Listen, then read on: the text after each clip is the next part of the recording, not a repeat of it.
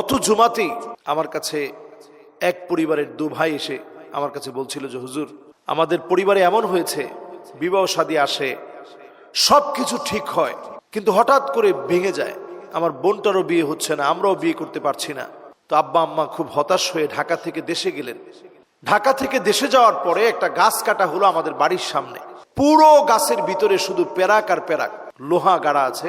তো এই পেরেকগুলো দেখে আমরা খুব আশ্চর্য হয়ে গেলাম এবং সেখানে রক্ত লেগে আছে এমন একটা দৃশ্য আমরা দেখলাম।